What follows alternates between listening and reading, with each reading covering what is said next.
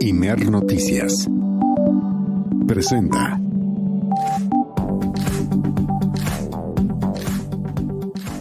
¿Cómo está usted? Muy buenas tardes. Bienvenida, bienvenido, bienvenide a El Acento, tu punto de referencia.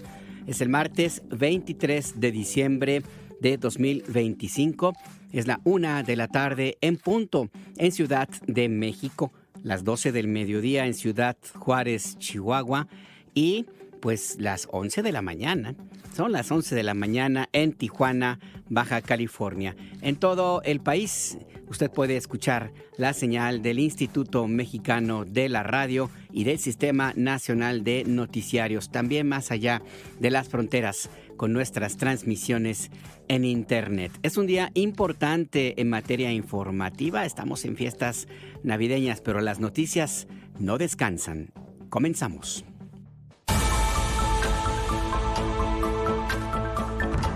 Baja de 2 puntos en consumo de drogas y reducción del 10% en ingesta de alcohol en adolescentes demuestran la eficacia de la estrategia política y las campañas educativas del gobierno federal, destacan la presidenta Claudia Sheinbaum y el secretario de Salud David Kersenovich. En 2026, el gobierno federal lanzará una nueva estrategia para atender la salud mental en adolescentes, principalmente en mujeres, anunció la presidenta Claudia Sheinbaum. La presidenta Claudia Sheinbaum anuncia la cancelación del impuesto a los videojuegos violentos. Dice que es complejo clasificar el contenido. La jefa de gobierno, Clara Brugada, dio inicio al programa Sustitución de Transporte Individual, con el arranque de las instalaciones para chatarrización, donde se reciclarán los taxis antiguos de la Ciudad de México y serán sustituidos por autos más recientes, hídricos o eléctricos, a través de un apoyo económico a taxistas. Familias enteras salen entusiasmadas a los tianguis y mercados más cercanos de sus hogares para hacer las últimas compras navideñas. Comentan que el precio de los alimentos es un factor para cambiar de platillos, pero el espíritu persiste.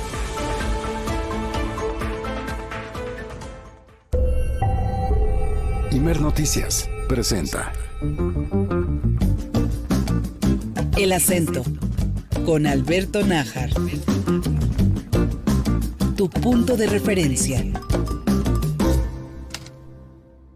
Volveré a mi casa. Cuando volveré yo a mi tierra, donde nací, donde crecí, donde viví mis más preciados momentos. Yo quisiera caminar libre por la franja de Gaza. Yo quisiera ir a rezar a la mezquita de Al-Aqsa. Yo quisiera visitar mi familia y mi hogar. Yo quisiera contemplar las calles de la Tierra Santa. Hoy lloro. En estos días, en esta semana que el mundo occidental se vuelca en festejos, en deseos de parabienes, en abrazos, en amor, en solidaridad, en regalos, en esperanza, hay lugares que son un páramo, lugares donde el adjetivo infernal les queda corto. Hablamos, por ejemplo, de la Franja de Gaza, donde Israel, el pueblo judío, comete impunemente un genocidio en esta conseja bíblica que quieren cumplir a través de la sangre, de la muerte, de la frustración, de la desesperanza, a costa de lo que sea. En la Franja de Gaza, en Palestina, no se celebran las Navidades, pero no se celebra nada. Nada hay que festejar, nada hay que recordar con gozo. La esperanza inclusive para miles de niñas, niños, mujeres, hombres palestinos se ha perdido. Hay miles de bebés que no tendrán futuro. Hay miles de niñas y niños cuyo futuro, si es que sobreviven al siguiente año, el que está a punto de empezar, será de desolación por las heridas mentales y físicas que los bombardeos incesantes, que las armas criminales del pueblo judío les han infligido. En estos tiempos en los cuales se preparan en Estados Unidos, que es el principal respaldo de ese régimen criminal de Israel encabezado por Benjamín Netanyahu, mientras en Estados Unidos todo es alegría, festejos, las películas, la televisión, el mismo Donald Trump en la Casa Blanca, su esposa Melania, con una decoración excesivamente compleja en oropel, celebran, beben, comen. Hay miles de seres humanos que no tienen un destino, que mueren cada minuto. Están cerca las Navidades en el mundo occidental y hay que recordar que hay quienes cantan esta canción con la idea de que tal vez como un karma lo repitan y tal vez algún día van a volver a esa tierra que fue suya y que se les ha arrebatado y que cada vez es más difícil que la recuperen. La Franja de Gaza duele, Palestina duele, enoja el genocidio impune, pero enoja todavía más la tolerancia y la irracionalidad con la que se quiere festejar en Estados Unidos, sobre todo en la Casa Blanca, lo que no merecen, lo que no es necesario, lo que es un acto criminal, por decir lo menos. No olvidemos, en Gaza está nuestro reflejo de lo peor que los seres humanos son, particularmente en Israel y sus aliados. Detrás de un muro, cómo han sufrido, cómo han resistido frente a los ojos del olvido. Los jóvenes de mi patria hoy solo piensan en venganza. Las mujeres de mi pueblo han perdido la esperanza. Los niños entristecidos ya no salen a jugar. Los bellos campos de olivos se han vuelto campos de batalla. Yo quisiera caminar libre por la franja de Gaza. Yo quisiera ir a rezar. Únete a nuestro canal. Síguenos en X, Facebook e Instagram como Imer Noticias. Todo el contenido de Imer Noticias lo encuentras en noticias.imer.mx.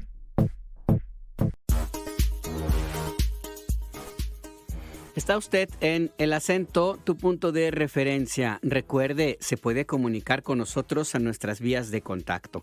5566-312427, 5566-312427, nuestro número de WhatsApp. Nos puede escribir a @Imer-noticias. Así nos encuentra en X y en Threads, en Hilos o bien en Imer Noticias. El nombre de este servicio informativo en Instagram y en Facebook. A mí me ubica en X, antes Twitter, como @Najar. Estaremos muy pendientes de todas sus comunicaciones. Recuerde que somos radio pública de usted y para usted. Todo el equipo de Imer Noticias, el Sistema Nacional de Noticiarios del Imer, le manda un fuerte abrazo antes de darle el otro de Navidades, pero nos anticipamos en la víspera.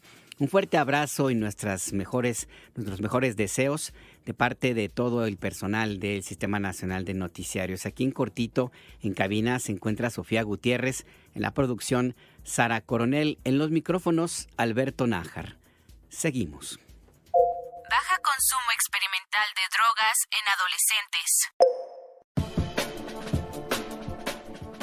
En la conferencia del pueblo de este martes en Palacio Nacional se presentaron los detalles de la encuesta nacional sobre adicciones, consumo de sustancias, de alcohol, de tabaco. En Palacio Nacional, como le mencionaba, se destaca una baja de 2 puntos en el consumo inicial, el consumo de drogas por experimentación en adolescentes, aunque los niveles siguen pues similares a años anteriores en la población adulta. Nuestra compañera Guadalupe Franco estuvo muy atenta a esta conferencia del pueblo y nos cuenta. Guadalupe, adelante, buenas tardes.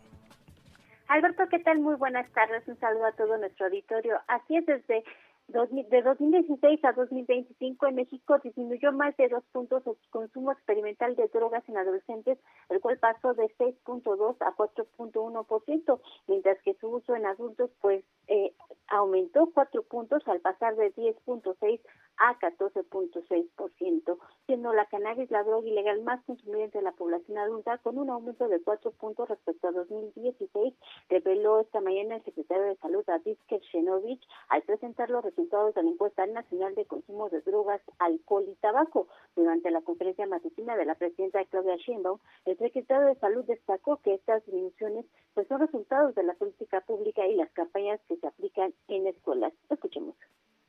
Vemos el impacto que han tenido las políticas públicas. El cannabis en adolescentes disminuyó de 5.3 a 3.7%. Los alucinógenos permanecieron igual y los estimulantes de tipo anfetamínico disminuyeron de 0.6 a 0.5. El consumo experimental en adolescentes disminuyó de 6.2 en 2016 a 4.1 en 2025. La encuesta también revela una reducción de 10 puntos en el consumo de alcohol en el último año en este sector, que son los adolescentes, cuya tasa pasó de 28 a 17.8%, mientras que en el último mes el consumo excesivo de alcohol en este sector también reportó una baja de casi 6 puntos al pasar de 8.3 a 2.6%. Asimismo, se reportó una baja del 2.5% en el consumo de tabaco y nicotina fumado, pero se aumentó el consumo en 1.5% en el uso de cigarrillos electrónicos. Por ello, en 2026 se fortalecerán las campañas educativas sobre los riesgos a la salud que ocasionan este tipo de dispositivos, dijo David Kershenovich. Desde el punto de vista de salud, lo que vamos a hacer es reforzar las campañas educativas en relación al riesgo que tiene precisamente el uso del cigarro electrónico. El calentamiento que surgen producen sustancias que son cancerígenas, definitivamente, y entonces tenemos que tener una campaña educativa muy fuerte en relación al riesgo de lo que representa. ¿Ha incrementado? Sí, ha incrementado su consumo. En cambio, las estrategias para disminuir el tabaco fumado han servido. Tras estos resultados, el gobierno federal anunció que reforzarán las políticas y las estrategias de campañas educativas para disminuir el consumo general de drogas y alcohol en el país, señaló la presidenta Claudia Sheinbaum. Escuchemos. Esto habla de que funciona la campaña, que es una campaña que no solamente es el anuncio que se hace en un espectacular o los videos que salen en la televisión, en audios en el radio, en fin, todos los spots que se han hecho, sino recuerden que esto ha ido a las escuelas. Entonces, en las escuelas hay una campaña muy importante para evitar el consumo de drogas, donde han participado maestros, padres de familia, ha sido muy importante y hemos concentrado mucho el tema en el fentanilo. Ahora el próximo año vamos a ir a metanfetaminas, porque ha aumentado el uso de metanfetaminas. Alberto de Estéreo, mi reporte. El reporte muy puntual. Muchas gracias, Guadalupe Franco. También esta mañana en Palacio Nacional se anunció algo importante, una nueva estrategia para atender la salud mental en adolescentes y principalmente en mujeres. Cuéntanos, Guadalupe. Así es, en su conferencia la presidenta dio este anuncio que el próximo año se presentará una nueva estrategia para atender la salud mental en adolescentes. La presidenta detalló que esta estrategia incluirá una campaña de salud enfocada en adolescentes, sector que reportó malestar psicológico en 13.2% en contraste con las mujeres adultas, cuyo índice se ubicó en 10 puntos. Escuchemos. La estrategia que tenemos que presentar en enero sobre salud mental en adolescentes o particularmente dirigida a adolescentes, que tiene que ver con intervención en las escuelas, con una campaña muy intensa y al mismo tiempo fortalecer la línea de ayuda y algunos otros esquemas de apoyo con psicólogos, psiquiatras y vinculado, repito nuevamente, con las escuelas, definitivamente es indispensable. Malestar psicológico, adolescentes de 12 a 17 años, en mujeres 13.2%. Actualmente la Secretaría de Salud y la Coordinación de Asuntos Intergubernamentales y Participación Social del Gobierno Federal pues trabajan en una estrategia integral para la salud mental de las y los jóvenes a fin de que sean ayudados y se oriente a este sector principalmente en esos casos que requieran mayor apoyo, dijo la presidenta. Escuchemos. Hay muchas experiencias y casos muy exitosos en distintos lugares del mundo para atención a adolescentes. Los problemas de salud mental en adolescentes en esta época son distintos a los de hace 10 años, por las redes sociales, por que vivieron la pandemia, por características especiales. Entonces se atiende con la línea de la vida, con el apoyo en las escuelas, pero no es suficiente, tenemos que hacer más. Y hemos estado trabajando, coordina una parte el doctor Kersenovich y otra Leti Ramírez, para poder hacer una estrategia integral para salud mental de las y los jóvenes. Y es que de acuerdo con la ENCODAT, esta encuesta presentada este día, las adolescentes pues muestran mayores tasas de comportamiento suicida en la etapa de ideación, planificación e intento de suicidio, con índices superiores a los que reportan mujeres adultas. Por ello es indispensable continuar avanzando y garantizar el apoyo y la atención emocional de las adolescentes, afirmó la presidenta. Así lo dijo. Pienso yo que han funcionado las estrategias que hemos hecho, pero no podemos quedarnos ahí. Tenemos que avanzar más todavía. Es necesario que el gobierno atienda cuando hay una joven, una adolescente que requiere un apoyo emocional. Es indispensable que lo pueda obtener y que tenga todo el apoyo por parte del gobierno frente a una situación de depresión, tristeza, en fin, todas las situaciones que puede vivir y que nunca aparezca o que tenga tensión si aparece por su mente alguna situación de suicidio. Asimismo, la presidenta adelantó que el próximo año la Secretaría de las Mujeres dará a conocer el acuerdo alcanzado con representantes de las plataformas de redes sociales para bajar contenidos de violencia contra este sector en la red. Esto luego de que se dio a conocer que en el último año 12.3% de la población de 12 a 65 años reportó haber sufrido algún tipo de violencia, siendo las adolescentes el sector de la población que reportó una mayor tasa con 18 puntos en relación a las adultas, que se ubicó en 17%. Alberto Auditorio, el reporte. El reporte. Muchas gracias, Guadalupe Franco. Excelente tarde. Excelente tarde también para ti. Y es que sí, la encuesta revela, señaló la presidenta Claudia Sheinbaum en Palacio Nacional, que ha dado buenos resultados la campaña preventiva a nivel nacional y en todos los medios de comunicación y en redes sociodigitales, que se llama Aléjate de las drogas, el fentanilo te mata. El consumo no médico de este opioide disminuyó de 0.2 a 0.1%. El uso experimental de drogas que no se consideran legales en adolescentes bajó de 6.2% en 2016 a 4.1% en 2025.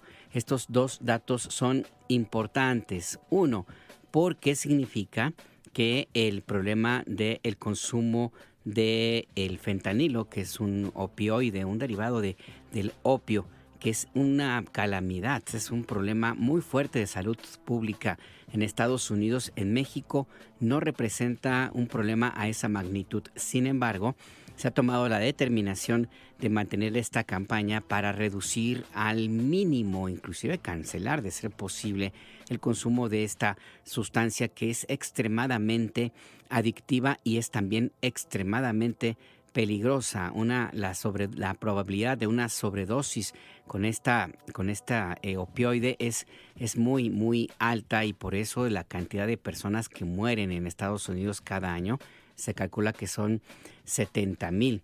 También es una muestra de que la estrategia de atender las causas de la violencia de entrada, pero también en el consumo de sustancias que desatan la enfermedad de la adicción, también es la vía más útil para terminar con este problema en México. Y esto se enfoca en el otro dato, que la droga, el consumo el uso experimental de drogas, que es como la primera vez, la iniciación en el tema de las adicciones, de las drogas, pues ha reducido en los últimos años, en 9 años. Eso también es importante porque esto es un paso en el camino correcto para alejar a la población más vulnerable, que son los adolescentes, para que pueden caer fácilmente en la enfermedad de la adicción a las drogas.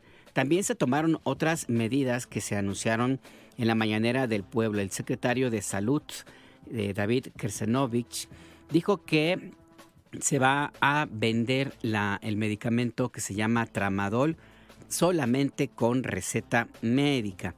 Se considera que puede ser uno de los factores responsables que generen adicción a los opioides. Este medicamento contiene justamente un derivado del opio y se utiliza para tratar dolores intensos, dolores de moderados a intensos, particularmente después de alguna lesión grave, cirugías o condiciones crónicas, cuando otros analgésicos ya no funcionan. Ataca directamente el sistema nervioso central, bloquea las señales de dolor y provoca una sensación similar a la que desatan las endorfinas y otras hormonas.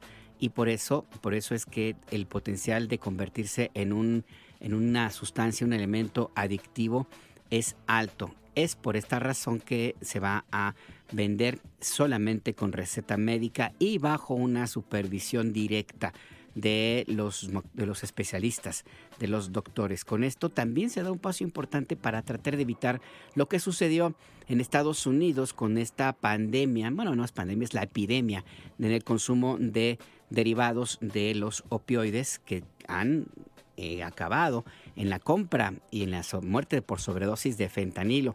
Todo empezó, lo hemos comentado, sí, por las guerras, por el uso de morfinas para atender a los soldados, pero también por campañas de empresas farmacéuticas estadounidenses que en los años 80, 70 y 80 y más particularmente con más fuerza en los 90, empezaron a vender justo medicamentos parecidos al que le acabo de mencionar, a un derivado del opioide como el tramadol. Allá se empezaron a vender, pero sin ningún control, derivados de la oxitocina, el oxicotín, que es también una sustancia que contiene opioides. Se recetaba para todo y hubo campañas intensas de algunas empresas que ganaron miles de millones de dólares con la venta de este producto, con campañas extremadamente agresivas entre los doctores y entre las personas que lo consumían, hasta que se dieron cuenta que había desatado un grave problema en la adicción a este derivado de los opioides. Hay inclusive películas que se han hecho sobre esto que sucedió en Estados Unidos. Los dueños de las empresas fueron sujetos a juicio, pagaron una cantidad fuerte de dinero en materia de indemnización, pero el daño ya estaba hecho y ahora enfrentan este tema, esta realidad de la adicción creciente por las sustancias derivadas del opio, que es la principal causa de muertes por sobredosis en Estados Unidos. En México se han tomado estas medidas para evitar lo que sucedió allá en el vecino país del norte. No habrá impuesto a videojuegos, anuncia Sheinbaum. En la Ley de Ingresos para 2026 se contempló, de acuerdo con lo aprobado en el Congreso de la Unión por senadores y por diputados, un impuesto a la compra de videojuegos de carácter violento. Esto se tomó en un principio como una forma de combatir la violencia, que empieza también por la normalización del ataque a otras personas. Esto es un proceso que en el caso de los videojuegos se ha comprobado que sí tiene mucha responsabilidad. La presidenta Sheinbaum anunció esta mañana que se ha decidido no aplicar este impuesto a los videojuegos violentos porque es algo muy complicado. Tendría el riesgo de caer en una censura o en atacar la libertad de elegir de juegos que no necesariamente tienen este contenido violento. Es parte de la discusión que se tuvo en su momento, decían los fabricantes de estos videojuegos, pues sí, claro, pero había otros también, como el senador Luis Donaldo Colosio Riojas, que decían, bueno, ¿y cómo van a definir? ¿Quién define cuál es un juego violento o no?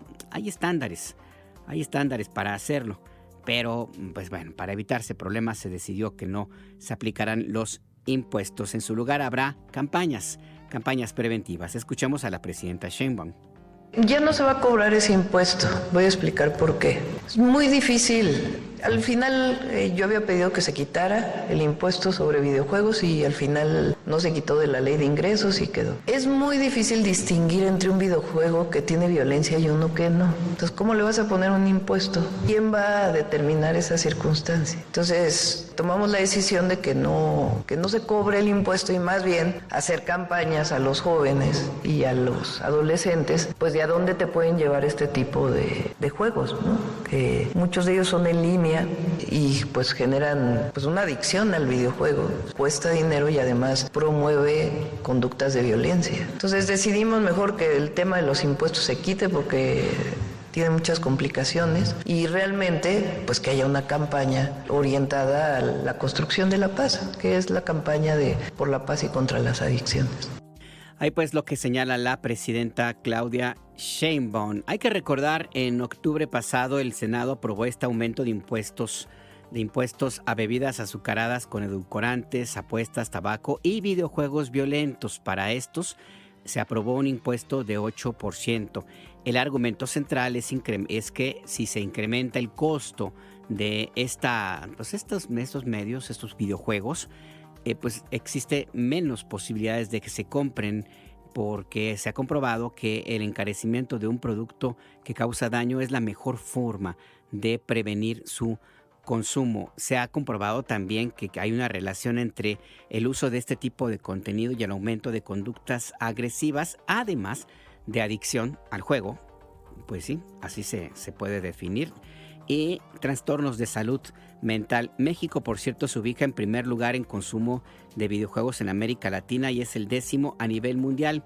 Según un estudio de la organización Endeavor, publicado en abril de este año, esta industria tuvo ganancias millonarias, 40,000 millones de pesos en 2024, con una cantidad importante de personas que se declaran como jugadores activos, como gamers. De hecho, el Instituto Federal de Telecomunicaciones publicó también en abril de este año un estudio que se llama Reporte Especial Estado del Gaming en México y que tiene datos de el año pasado. De hecho, este estudio es del año pasado, es de agosto de 2024, perdone usted, y tiene datos importantes. Por ejemplo, señala que la industria de los videojuegos a nivel global superó los 279,000 millones de dólares en ganancias y para este año se estimaba que iba a alcanzar 360,000 millones de dólares.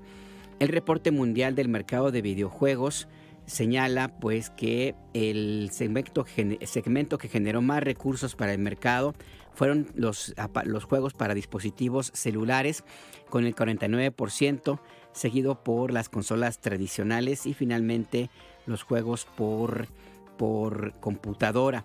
El IFETEL, el Instituto Federal de Telecomunicaciones, el ya desaparecido instituto, señala, por ejemplo, que en México había, para el momento en el cual se hizo este documento, 67.8 millones de gamers, de jugadores de 6 años o más. Esto representaba un incremento de 1.3 millones. Se esperaban una ganancia importante, 39,000 millones de pesos de ganancias en 2023. Y además, pues se menciona otro tipo de ganancias a nivel mundial, a nivel internacional. Vienen detalles de cuáles son en estos casos los juegos pues que más se consumen, las marcas, inclusive de acuerdo con este Instituto Federal de Telecomunicaciones, pero pues sí hablamos de un dato, una cantidad importante de jugadores, más de 67.8 millones de gamers de 6 años en adelante. Este es un dato importante. El crecimiento de la industria en 2024, un dato más adelantado, más reciente, habla de 68.7 millones de personas aficionadas a los videojuegos y una ganancia a nivel global de 189 mil millones de dólares. Entonces sí, hablamos de una industria importante y que tiene una presencia grande entre los jóvenes en nuestro país. La mayor parte de los jugadores pues sí tienen entre 18 y 25 años de edad, de acuerdo con estos datos del Instituto Federal de Telecomunicaciones. Fortalecen campaña nacional contra vapeadores. Es otro de los anuncios en Palacio Nacional. La Encuesta Nacional de Consumo de Drogas, Alcohol y Tabaco 2025 señala un aumento de 1.1% en el consumo de personas que consumen cigarros electrónicos, que eran 1.1% de los consumidores, aumentó a 2.6% en este año. Se duplicó, más que se duplicó, la tasa de personas que consumen estos vapeadores, cigarrillos electrónicos. Vamos a escuchar al secretario de Salud, David Kersenovich. En tabaco y nicotina disminuyó la cantidad de consumo de tabaco fumado de 17.6 a 15.1. En cambio, el cigarro electrónico aumentó de 1.1 a 2.6%.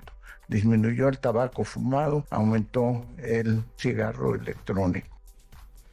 Y este es todo un problema grave, porque el uso de estos cigarrillos electrónicos es altamente nocivo para los consumidores. El momento de que se calientan las sustancias que tienen estos vapeadores, que no necesariamente es tabaco, ni tampoco solamente nicotina, pues puede causar afectaciones fuertes al sistema respiratorio de quienes los consumen. Hay, de hecho, estrategias pues bastante reprobables por parte de la industria tabacalera y los empresarios que venden estos vapeadores, porque desarrollan una estrategia dirigida a niñas, niños y adolescentes, con el argumento de que es mejor utilizar un vapeador antes que caer en las garras, así lo dicen, de la adicción al tabaco, cuando en realidad esto que promueven pues es todavía más peligroso que el consumo del tabaco. El secretario de Salud dijo que a partir de 2026 habrá campañas educativas para visibilizar los daños en la salud de los cigarros electrónicos y los vapeadores. Vamos a escuchar. Desde el punto de vista de salud, lo que vamos a hacer es reforzar las campañas educativas en relación al riesgo que tiene precisamente el uso del cigarro electrónico. El calentamiento que producen sustancias que son cancerígenas, definitivamente, y entonces tenemos que tener una campaña educativa muy fuerte en relación al riesgo de lo que representa. Ha incrementado su consumo. En cambio, las estrategias para disminuir el tabaco fumado han servido. Las distintas medidas que se han implementado han hecho que se fume mucho menos tabaco, pero no así el vapeador, y esto servirá como parte para el diseño de estrategias fundamentalmente de tipo educativas para la población en general. Está prohibido su venta, entonces tendrá que ser en campañas educativas. Las ganancias de las empresas que pues tenían la venta legal de los vapeadores eran de 26 mil millones de pesos anuales, según estadísticas oficiales. Es mucho dinero y por eso tienen los recursos suficientes para pagar campañas en medios comerciales que han emprendido una oleada de críticas, ataques, manipulación, de difusión de mentiras con respecto a los vapeadores. El argumento de estos personeros de la industria tabacalera es que al prohibirse los vapeadores se fomenta el mercado negro. Nada señalan del daño letal. que causa el consumo de estos cigarrillos electrónicos y los vapeadores. De hecho, existen columnistas que se promueven como los libertarios del periodismo en México, que defienden abiertamente el consumo de estos artefactos. Los vapeadores también defienden otras cosas, pero esa es otra historia. Hay vacunas suficientes contra sarampión en México.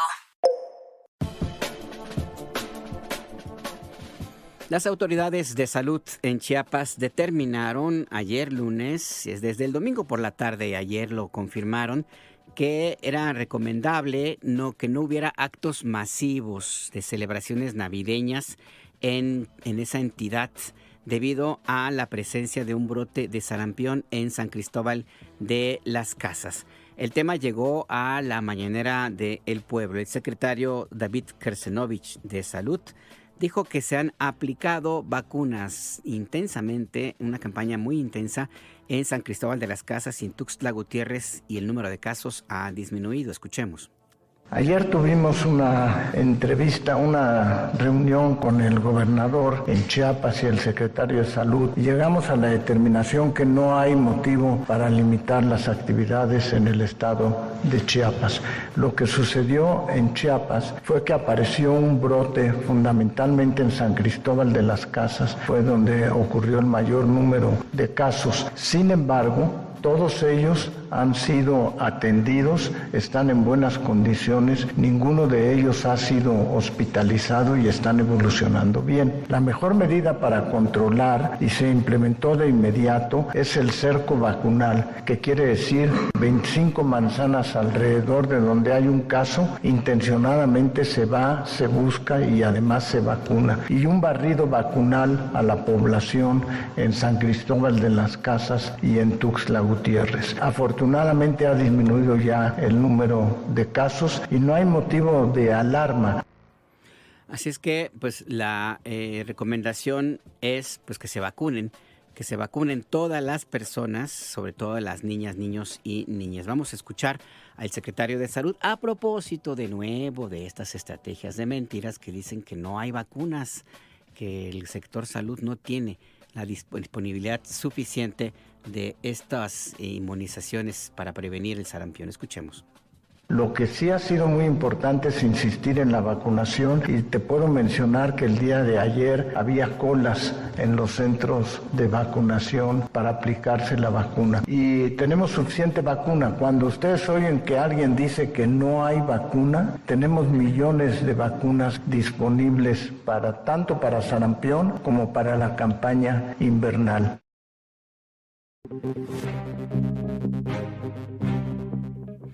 En el acento, tu punto de referencia, conversamos con el doctor Miguel Ángel Palafox Palacios, vocero de la Secretaría de Salud en Chiapas. Doctor Ángel Palafox, buenas tardes, le saluda Alberto Nájar. ¿Qué tal, Alberto? Muy buenas tardes, un abrazo para ti y todo tu auditorio. Un abrazo también para usted y para toda su familia y compañeros allá en la Secretaría de Salud. Cuéntenos, doctor, ¿se habían tomado la determinación de recomendar que no hubiera eventos masivos en estas fiestas navideñas por un tema de sarampión? ¿Cómo está ahora mismo, hoy, esta circunstancia, este asunto? ¿Se mantiene la recomendación, doctor? Realmente fue efectivamente una recomendación por el tema del incremento abrupto que tuvimos posterior a las peregrinaciones del 12 de noviembre. Obviamente, posterior a eso hicimos un análisis y nos percatamos que lo que deberíamos de hacer es reunir a todos los alcaldes del estado y tener una lluvia para resolucionar las dudas que ellos tenían conforme a sus festividades. Y llegamos al acuerdo de que si ellos colaboraban apoyándonos a vacunar, promover la vacunación, promover la sana distancia, las medidas de higiene, tal y como lo hicimos en la pandemia por COVID, porque a final de cuentas el virus del sarampión es un virus que se transmite por la vía aérea, no por las gotitas que expelemos al hablar, toser o estornudar. Entonces, serían las mismas medidas que tendríamos que tener toda la población si somos socialmente responsables. Entonces, se tomó esa determinación de no suspender ningún evento masivo, pero sí ser socialmente responsable, invitar a las personas que tenían planeado acudir a un evento masivo, a una reunión que significara un gran número de personas, que si se sentían enfermos, si tenían fiebre, si presentaban síntomas respiratorios, pues evitaran acudir y que acudieran a revisión médica. ¿Y cómo se encuentra entonces en este momento la situación del brote de sarampión, doctor? Afortunadamente es un brote contenido. El brote está contenido a la región de los Altos de Chiapas. En la región está el 80% de todos los casos confirmados en el estado. Y bueno, y los casos que han aparecido en otros municipios como Tuxtla Gutiérrez y las zonas conurbadas como es Ocoso, Cuautla y Chiapa de Corzo, han sido casos relacionados con Sangresol, o sea, que han visitado las regiones de los Altos de Chiapas y que a su regreso, pues, presentaron esta sintomatología exantemática. Ahora bien, entonces, por lo que nos dice el doctor Miguel Ángel Palafox, vocero de la Secretaría de Salud en Chiapas, este tema tiene entonces una concentración en la zona de los Altos. Allí particularmente son comunidades de pueblos originarios, tzotziles sobre todo, doctor. ¿Es así? ¿Es en estas comunidades donde está este problema? Es correcto, es la región Tzotzil-Celtal, en los Altos de Chiapas. Efectivamente son pueblos originarios que, pues, haciendo la investigación y la inteligencia epidemiológica, resulta que tienen como usos y costumbres el acudir a trabajar como jornaleros agrícolas al norte del país, que es donde está pues el brote más exacerbado desde inicios del año. Y pues ahora con las festividades ellos estaban regresando a sus lugares de origen para disfrutar de las fiestas de Guadalupe y todas las festividades de fin de año, y fue donde empezó el brote explosivo en esas regiones. Y aparte, como usos y costumbres, también pues no aceptaban la vacunación, y eso nos costó muchísimo pláticas, reuniones, acercamientos con los comités, con los ejidatarios, con los agentes municipales, con los líderes religiosos, con los líderes de los pueblos originarios, para convencerlos. Y realmente hoy día ya hemos realizado barridos en lugares donde no habíamos podido entrar, bloqueos vacunales en los lugares donde no habíamos podido entrar, y hemos puesto vacunación permanente en las unidades que corresponden a esas áreas de influencia. Entonces ya está controlado este brote. ¿Cuáles son las expectativas para el siguiente año? Porque pues la jornada de trabajo con base en la actividad propia de estos pueblos originarios y otros del país, doctor Miguel Ángel Palafox Palacios, implica que van a volver a salir a los sitios en donde, según nos cuenta, son un factor de riesgo. ¿Qué medidas se van a tomar para evitar que vuelva a repetirse este brote, doctor? Ya tuvimos comunicación con la Secretaría del Trabajo y Previsión Social, ya tuvimos acercamiento con las empresas que contratan a estas personas para trabajar en el norte del país, y con las empresas que transportan pasajeros y estas empresas que tienen autobuses de transportes hacia el norte, para que nos estén comunicando, y cuando tengan una remesa de trabajadores, nos permitan revisar sus cartillas de vacunación, y si no tienen algún refuerzo, aplicarles el refuerzo o completarles sus esquemas de vacunación, para que ellos vayan y lleguen protegidos a estas regiones. Pero aún con eso, estamos vacunando a población abierta. Tenemos como te repito, en la zona de Chenaló, Chamula, Mitontic, La Rainsar, Sinacantán, Tenejapa, Aldama, Teopisca, Panteló.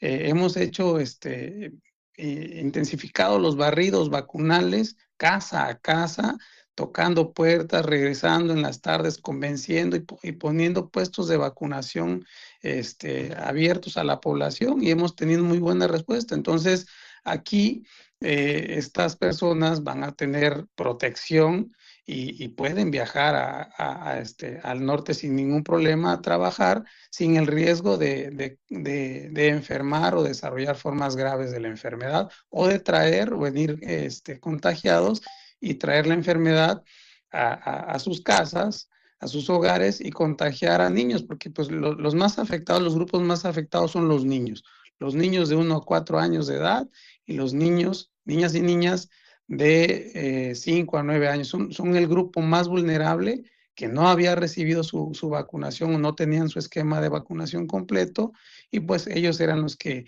estaban siendo más afectados.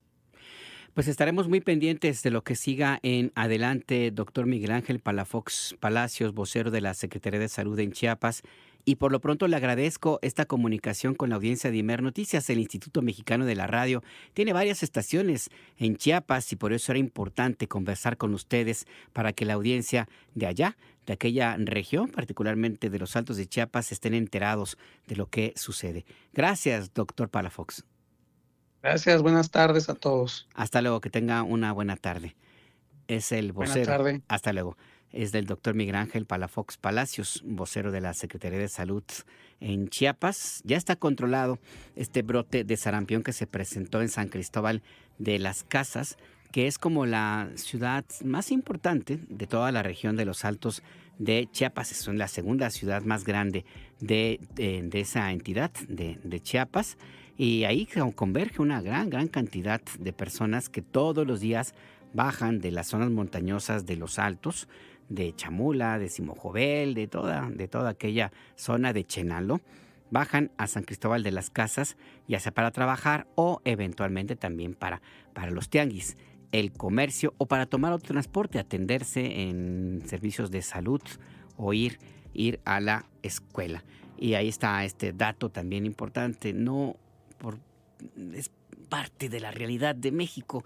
Pues sí, por usos y costumbres hay pueblos originarios que se resisten a temas como la vacunación, y no necesariamente es una cuestión cultural, a veces también tiene que ver con un asunto religioso, sin contar, por supuesto, este tema de que muchos de ellos son jornaleros agrícolas y se van a los campos de cultivo en Sinaloa, en San Quintín, allá en Baja California, o también algunos llegan hasta otros lugares, hasta Chihuahua, en donde, recuerde usted, se dio el brote de sarampión más grande de los últimos tiempos. También está ya bajo control.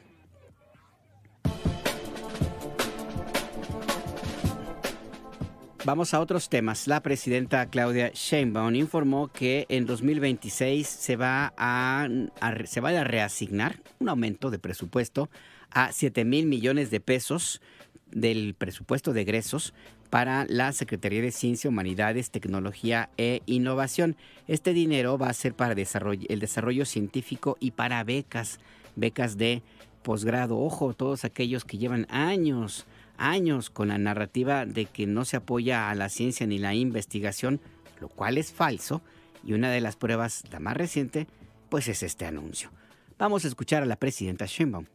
Son 10 proyectos estratégicos de desarrollo de investigación, de innovación, que van muy avanzados, tienen su recurso, participan muchísimas instituciones, principalmente públicas, de investigación, desde temas médicos y de desarrollo de dispositivos médicos, hasta aerolínea y los vehículos no tripulados, los drones especiales. Son 10 proyectos y vamos a ir presentando los avances. Anuncio de una vez, estamos revisando parte del presupuesto de egresos. La Secretaría de Ciencia va a tener un incremento de 7,000 $15,000 millones de pesos en su presupuesto para apoyo al desarrollo científico y tecnológico y de humanidades y de becas para posgrado, porque quedó muy limitado. Por la elaboración del presupuesto quedó limitado, entonces va a tener un aumento muy importante, y todos los proyectos estratégicos, y estamos trabajando en todo lo que llamamos en el Plan México País Innovador, que es lo que ya presentamos aquí de la supercomputadora y otras acciones que vamos a desarrollar. Todo esto vamos a ir así día por día presentando el próximo año los avances.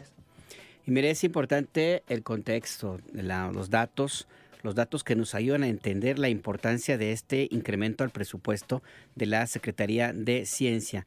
En el gobierno del presidente Andrés Manuel López Obrador, cuando se recibió en la Administración Pública Federal, se encontraron con que el CONACYT, que es como el área que antecede a esta Secretaría de Hacienda, el CONACYT tenía un uso, pues vamos a ponerle de alguna manera extraño, de los recursos públicos, porque se dedicaba a fomentar, entre otros temas, el CONACYT del gobierno de Peña Nieto, del periodo del PAN también, se dedicaba a financiar proyectos de las grandes empresas, de las desarrolladoras de electrodomésticos, por ejemplo, que recibían dinero del CONACYT supuestamente para desarrollar nuevas lavadoras más de un uso más cómodo para los consumidores.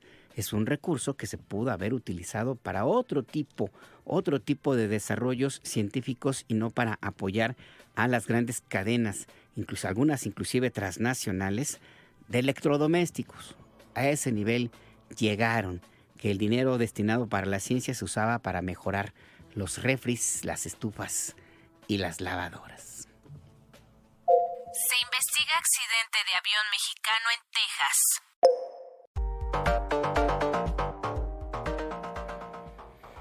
Este es un tema que se dio a conocer ayer por la tarde, cuando un avión de la Secretaría Armada de México, la Secretaría de Marina, tuvo un accidente, se estrelló cuando se acercaba al aeropuerto de Galveston, en Texas. El saldo, 5 personas fallecidas, 2 sobrevivientes y uno que todavía no está localizado. La presidenta Sheinbaum habló sobre el tema esta mañana.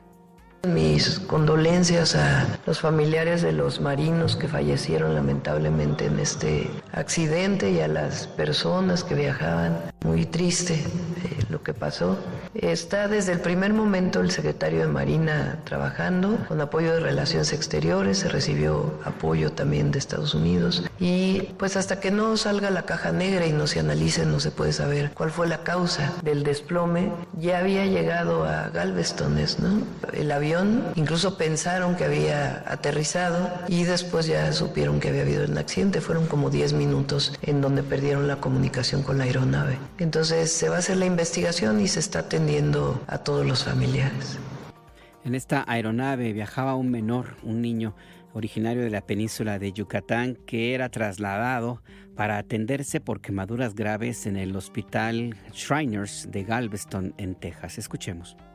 Lamentablemente era un menor muy triste. La Marina ayuda mucho en acciones humanitarias. Particularmente llevan a Galveston, que hay un hospital especial para curar a niños y niñas quemados. Y llevaban un caso de Yucatán a Galveston. Iban médicos, enfermeras y personal de Marina y familiares del niño. Y lamentablemente hay 2 personas heridas, los demás fallecieron y una persona que no se ha encontrado todavía. Eran 8 tripulantes.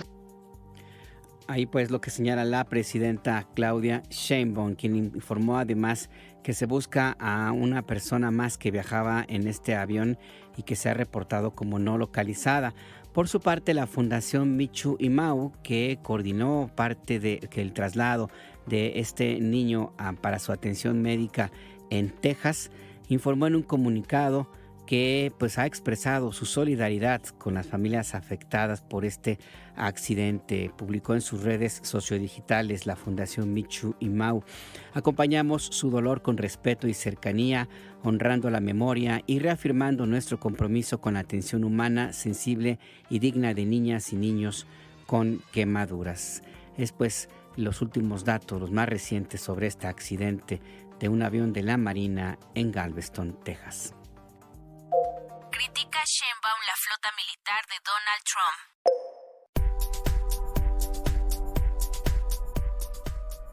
Ya le informábamos en la mañana en Entre Líneas, tu punto de referencia, y también en nuestros espacios en redes sociodigitales y la página noticias.imer.mx. Bueno, de esto que anunció el presidente Donald Trump ayer por la tarde, había convocado a un anuncio importante en su mansión de Mar-a-Lago en Florida, ahí donde está el campo de golf, del cual él es propietario en parte de este lugar allá en la Florida. Y bueno, todo el mundo, los periodistas esperaban que hubiera un anuncio importante, pues hay una situación fuerte en Medio Oriente, por supuesto, pero también en la zona del Caribe, con los ataques del gobierno estadounidense a embarcaciones de Venezuela. Bueno, pues resulta que lo que anunció Donald Trump es que va a invertir más de $26 mil millones para construir una nueva flota de guerra con barcos, dijo Trump, superpotentes, de gran tamaño y de última tecnología. Y esto es parte del anuncio, pero lo que más llamó la atención es el nombre de esta flota. Se va a llamar la flota Trump, la flota dorada del Pentágono. La flota, los barcos van a llamar Trump. De ese tamaño, pues, la decisión del presidente de Estados Unidos. El tema llegó a la conferencia del pueblo. Le preguntaron a la presidenta Sheinbaum su opinión y pues criticó los señalamientos. Dijo que si ese dinero se invirtiera para otros temas, otra historia sería en el mundo occidental. Luis Camarillo nos cuenta detalles de este anuncio de Trump, más información adicional sobre las reacciones al tema. Este martes, el presidente de los Estados Unidos, Donald Trump, anunció un ambicioso plan para transformar la marina de ese país, centrado en la creación de lo que denominó la Flota Dorada o la Flota Trump. Sobre este anuncio de su homólogo norteamericano, la presidenta Claudia Sheinbaum recordó la propuesta de México en el marco del G20 en Brasil el año pasado, sobre que es mejor destinar el 1% del gasto mundial en armamentismo en programas como Sembrando Vida. Cuando estuvimos en el G20 la primera vez, la primera salida que tuve a Brasil, que fue el G20, todavía no había llegado el presidente Trump, estuvo el presidente Biden entonces. Hicimos una propuesta que defendemos siempre. Si el 1% de lo que se dedica al armamentismo en el mundo se dedicara a un programa como Sembrando Vida, pues tendríamos más de 6 millones de sembradores en el mundo. Nosotros siempre vamos a defender la paz. Sobre la presión de Estados Unidos a Venezuela con la confiscación de buques petroleros, la presidenta Sheinbaum informó que en el marco del Consejo de Seguridad de Naciones Unidas, México hará un pronunciamiento respecto a la crisis Washington-Caracas. Ayer el Comando Sur de Estados Unidos informó que bajo la dirección del secretario de Defensa Pete Hegseth se realizó un ataque de precisión contra una embarcación supuestamente ligada al narcotráfico en aguas internacionales del Pacífico Oriental. Con esto suman al menos 25 ataques en aguas internacionales que han dejado más de 100 personas asesinadas, sin que hasta el momento se conozcan detalles de su identidad y si realmente estaban ligadas a actividades del narcotráfico. En entrevista para Imer Noticias, la doctora María Cristina Rosas, internacionalista e investigadora del Centro de Relaciones Internacionales de la UNAM, consideró que el anuncio de una flota que llevará su nombre refleja a un presidente profundamente egocéntrico. Yo quiero pensar que el anuncio del día de ayer de Trump, de la flota que va a llevar su nombre, lo cual también nos muestra un presidente muy egocéntrico, podrían ponerle el nombre de otro líder o de algún expresidente o qué sé yo, pero bueno, esta flota Trump se supone que va a ser la más grande, la más poderosa, desde aquella que se tenía por parte de la Marina estadounidense en los tiempos de la Segunda Guerra Mundial. Es la mayor modernización. El especialista señaló que ese tipo de anuncios forman parte de un discurso grandilocuente que muchas veces no se concreta. Pero lo que sería importante destacar es si es realmente viable este plan que anunció Trump para esta superflota, porque no dio fechas, no dio un plazo para, por ejemplo, el diseño de la flota, no ha dicho cuánto va a costar, no ha dicho en qué tiempo estará lista. Entonces, esto también a mí me lleva a pensar que quizás son como esta clase de anuncios que hace el presidente de Estados Unidos, donde habla mucho, pero no concreta las cosas. La doctora María Cristina Rosas indicó que si esta modernización se lleva a cabo, podría generar desequilibrios geopolíticos a nivel global. Lo que sí es cierto es que si esta modernización se llegara a llevar a cabo, esto sí va a generar desequilibrios geopolíticos en el mundo y va a alentar no solo a Rusia, sino a la República Popular China para tratar de ponerse a la par respecto a Estados Unidos. Para IME Noticias, Luis Camarillo Carvajal. Por cierto, el Departamento de Justicia de Estados Unidos publicó este martes más de 8,000 nuevos documentos relacionados con la investigación del caso del depredador sexual Jeffrey Epstein. En estas nuevas revelaciones, Donald Trump habría volado en varias ocasiones en el jet privado de Epstein, por lo menos en 8 ocasiones, de acuerdo con las bitácoras de vuelo, a la isla privada de este empresario, en donde se cometieron múltiples abusos sexuales en contra de niñas y adolescentes. En entrevista para IMER Noticias, como escuchábamos, la doctora María Cristina Rosas, investigadora del Centro de Relaciones Internacionales de la UNAM, dijo que es altamente probable que este nuevo discurso belicista de Trump y el anuncio de la flota militar que lleva su nombre sea, al final del día, una manera de desviar la atención de los estadounidenses. Vamos a escuchar. Aquí hay un juego político y este efecto distractor que puede tener el discurso belicista de Trump efectivamente busca llevar la atención de las audiencias a otros temas, precisamente para que no se hable, no se trate el tema de Epstein u otros más de corrupción, recordando que Donald Trump, antes de ser electo para este segundo mandato, pues sí tenía una gama amplísima de acusaciones que poco a poco se fueron desvaneciendo, porque yo me imagino que tanto en el Departamento de Justicia como en las instancias judiciales de Estados Unidos hubo temor a indiciar al presidente, ¿no? Al presidente electo y ahora pues al presidente Donald Trump en su segundo mandato. Entonces sí siento que hay un efecto de distracción o una intención de distracción hacia otros temas, precisamente para evitar que se ponga el acento en el tema Epstein y otros más que ahí están en el tintero. Yo no sé si van a resurgir al final del gobierno de Trump, pero ahí están. Entonces, para evitar que eso salga a la luz o se siga debatiendo, pues vamos a hablar de nuevos sistemas de armamento muy sofisticados que llevan el nombre de Trump, pero que no sabemos si al final se van a poder llevar a cabo o no. Y es que los barcos que quiere construir Donald Trump, pues no van a servir para actuar en sitios en donde se requiere pues la presencia estadounidense. Si fuera el caso, bueno, no se requiere en realidad, pero si Estados Unidos quisiera intervenir, pues necesita embarcaciones más chicas, porque los nuevos tiempos de las guerras en el mundo pues ya no se libran con los grandes acorazados, los aeropuertos flotantes, como eran los portaaviones de la Segunda Guerra Mundial. Ahora se utiliza mucho más la tecnología que otra cosa. Así es que por estas y otras razones nos señalaba la doctora Cristina Rosas, altamente probable que se trate de una cuestión de propaganda, de distracción, y sí, Donald Trump, fíjese nada más, pareció confirmarlo un par de horas después de esta entrevista que sostuvimos esta mañana en Entre Líneas, tu punto de referencia.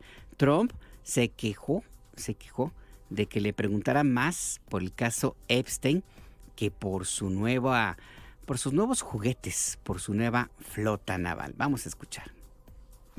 Por ejemplo, hoy estamos construyendo los barcos más grandes del mundo, los barcos más potentes del mundo, y me están haciendo preguntas sobre Jeffrey Epstein. Pensaba que eso ya había terminado.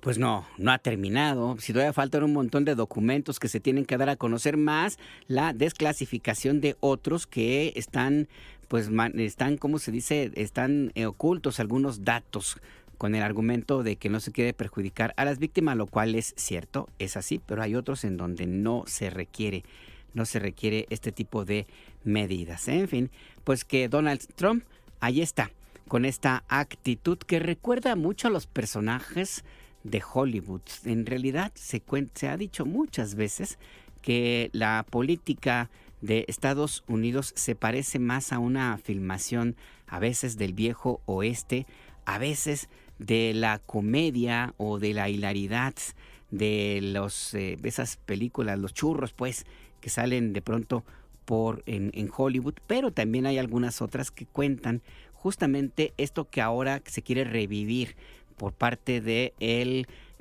jefe de la Casa Blanca, una historia muy, muy estadounidense. Y a propósito de ello, vamos a escuchar el tema, el soundtrack de una película que justo habla sobre eso, sobre las partes más íntimas de la sociedad estadounidense. La canción se llama Born to Be Wild, de la película Easy Rider, una historia típicamente de Estados Unidos, del mundo anglosajón, allá en el norte del continente.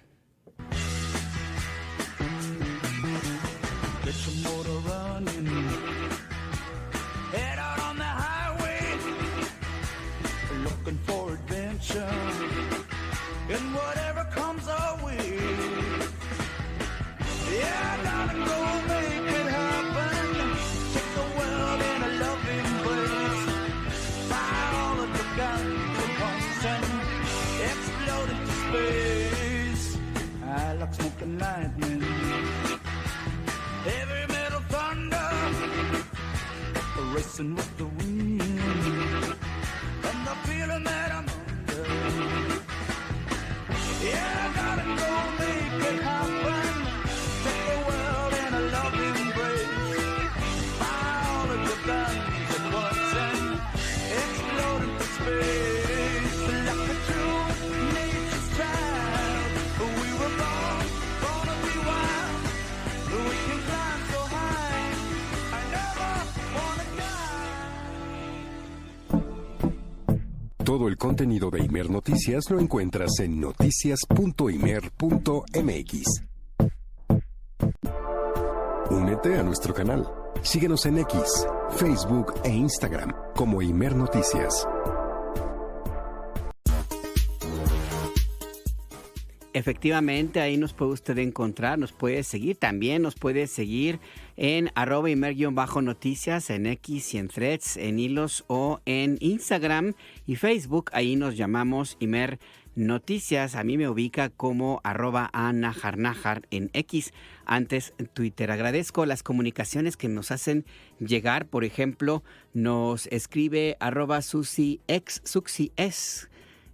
A propósito de lo que hablábamos sobre el tema de los vapeadores, esta industria millonaria que se resiste a aceptar que el daño que causa entre la población consumidora y todas sus estrategias para detonar la enfermedad de la adicción en adolescentes y en niños. Nos escribe @SuxiX a X.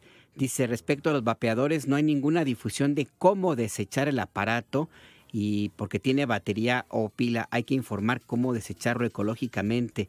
Le pide a la Secretaría de Medio Ambiente de Ciudad de México. Muchas gracias @SuxiS por esta comunicación y tienes mucha razón. Sí, no hay información de qué va a suceder con todos estos aparatos. Estamos, al igual que recibimos esta comunicación, a la espera que usted también, ahora sí que como diría el viejo comercial, llámenos, escríbanos.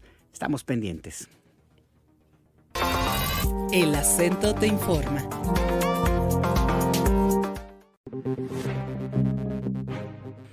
En Illinois, el gobernador J.B. Pritzker creó una comisión para el rendimiento de cuentas, en donde se pretende saber qué es lo que ha sucedido con la operación de elementos federales, las agencias federales como ICE o la Guardia Nacional, que han agredido a la población civil, particularmente a las personas migrantes que viven en las ciudades de ese estado, uno de los que más personas mexicanas, por ejemplo, tienen en residencia desde hace décadas, particularmente en la zona de Chicago.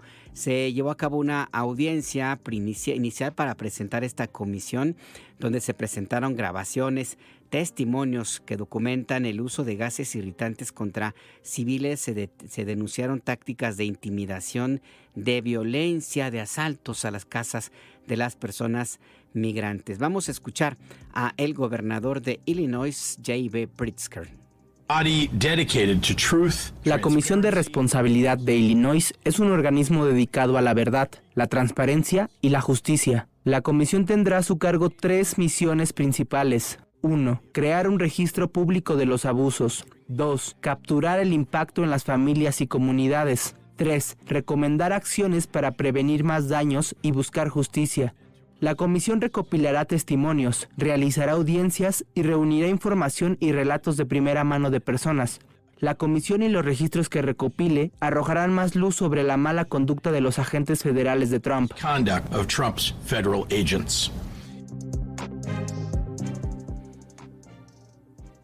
En el acento, tu punto de referencia, vamos a conversar con Jorge Mújica Murias, es activista migrante en Chicago, Illinois, también muy activo en la defensa de los derechos humanos de la diáspora mexicana en aquellas latitudes. Jorge, buenas tardes, gracias por este enlace, te saluda Alberto Nájar. Buenas tardes, Alberto. Siempre un gusto estar con ustedes. También el gusto es para nosotros. ¿Cómo ven ustedes allá esta comisión que ha creado el gobernador Pritzker? ¿Qué utilidad le ven? ¿Realmente será una comisión de la verdad como se ha presentado? Yo creo que sí, sin duda esto es la verdad contra la mentira. Es decir, cada vez que la migra y particularmente la patrulla fronteriza hace un operativo, publican sus resultados diciendo que arrestaron a lo peor de lo peor de lo peor, siguen con el discurso de que todos los inmigrantes somos criminales, peligrosísimos. Y entonces de lo que se trata aquí es de demostrar que no es cierto. Es una batalla contra las mentiras constantes del gobierno de la administración de Trump. Y sobre todo, pues, con documentación, ¿no? Hay videos, hay fotografías, hay montones de grabaciones de cómo la gente es la que ha sido agredida por parte de inmigración y no la gente que haya agredido a inmigración, porque ya sabes, por ahí dijeron que han aumentado en creo que 3000% los ataques contra los pobrecitos agentes de inmigración, es lo que dice el gobierno. Y lo que esta comisión está recopilando es la documentación de que no es cierto, ¿no? ¿Cómo va a participar la comunidad mexicana migrante de Illinois en esta comisión? ¿Ya les dijeron, Jorge? Pues mira, yo hice precisamente un video llamando a eso, ¿no? Ya todo el mundo es periodista ahora, porque todo el mundo trae una cámara en las manos. El teléfono celular es un instrumento fabuloso para recopilar información, para documentar lo que está sucediendo. Y entonces hay una invitación abierta a que todo el mundo que haya grabado, que haya fotografiado a las acciones de los agentes de inmigración, colabore con esta comisión, aporte sus datos, aporte sus documentos, también testimonios personales, no solo videos, ¿no? Sino la palabra de uno, ¿verdad? Que digan qué vio, dónde lo vio, cuándo lo vio. Entonces, esto es un esfuerzo tremendamente comunitario para documentar todas las arbitrariedades que ha cometido los diferentes cuerpos de inmigración. Es decir, todo esto que ustedes han llamado a que se concentre, se recabe, se va a entregar a esta comisión, Jorge, así lo entiendo. Así es, y eventualmente servirá de base para las demandas legales contra los agentes de inmigración, porque también hay aquí un objetivo de inmunidad contra impunidad, es decir, una cosa es que los agentes de gobierno en el desarrollo de sus funciones tengan inmunidad personal y otra cosa es cuando violan la ley en el desarrollo de sus operativos y particularmente los derechos constitucionales. Illinois aprobó una ley que firmó también el gobernador hace 10 días que indica que se puede demandar individualmente a los agentes de inmigración que sean pues cachados, ¿verdad? Sorprendidos violando los derechos constitucionales. Entonces todo esto pues algún día terminará en las cortes. Pues sí, esa es la idea, que termine en las cortes y que esto no quede impune. Mientras tanto, pues ya se acercan los festejos navideños. La diáspora mexicana en Chicago suele celebrarlo muy a la manera de nuestro territorio. ¿Cómo se encuentran ustedes allá en este momento? ¿Hay amenaza de que pueda haber alguna redada actividad de ICE que pretenda aprovecharse de las circunstancias y lastimar a la comunidad migrante, Jorge? Pues mira, tenemos entendido que se van a concentrar en los aeropuertos, que van a estar vigilando las listas de pasajeros para detectar personas que ya tengan órdenes previas de deportación o algún tipo de antecedentes penales. Pero bueno, ese tipo de personas típicamente no viajan en avión, pero eso es lo que dice Inmigración, que en lo que se va a estar concentrando. Entonces nosotros por de pronto haciendo posadas, rompiendo piñatas y siempre con un ojo al gato, siempre vigilando, porque aquí siempre hay actividades de inmigración. Chicago es sede de una oficina regional que abarca 6 estados de inmigración. Entonces, siempre hay algún operativo, pero no en la medida que vimos los últimos 3 meses, donde 200 agentes de la patrulla fronteriza pues detenían gente en la calle, perfilando racialmente a todo el mundo, ¿no? Si eres medio morenito y hablas español, vámonos para arriba. Pues les deseo mucha suerte en estos festejos. Ojalá que ICE pues reciba ahora sí que lo que merece, y que ustedes allá en la diáspora y todos en México pues tengan unas muy buenas fiestas. Jorge Mújica Murias, muchas gracias por este enlace hasta México. Gracias a ti, Alberto. Que tengas una buena jornada. Hasta pronto. Vale. Bye. Es activista migrante en Chicago, Illinois. Y esto que sucede allá con esta Comisión de la Verdad, así le queremos llamar, que ha creado el gobernador J.B. Pritzker, que es de filiación demócrata y es uno de los posibles candidatos presidenciales, ¿eh? Él estuvo a punto de ser el candidato en sustitución de Joe Biden, pero bueno, se decidieron en el Partido Demócrata por la vicepresidenta Kamala Harris. Y pues ya prácticamente nadie podía detener la locomotora de Donald Trump. Las circunstancias son distintas cada día y pues estamos a la espera de ver qué es lo que sucede con esta comisión creada por J.B. Pritzker, que es un abierto desafío creativo, vamos a ponerle de esta manera, y con el uso de los recursos legales de la Constitución estadounidense para plantar cara a este grupo político que pues pretende crear terror en la comunidad migrante de todo Estados Unidos, no solamente la mexicana, sino de todas las latitudes. Estados Unidos es un país que es eminentemente creado por la migración. Están ahorita ya en Chicago preparándose para los festejos. Allá hace un frío, pero en serio, ¿eh? En serio, alguna vez hace varios años, Jorge me contaba, y otros compañeros activistas pro derechos de los migrantes en Estados Unidos, me contaban cómo de pronto se congela la tubería del agua y entonces no se pueden bañar porque se congela el agua en las tuberías, o se cubren los automóviles de nieve por completo. Entonces tienen que, con la pala, a quitarle toda la nieve de los automóviles para poder moverse. Han llegado a estar hasta 20 grados, 30 grados bajo cero en Chicago. Es una ciudad preciosa, la verdad. La verdad es muy, muy bonita. Chicago, Illinois.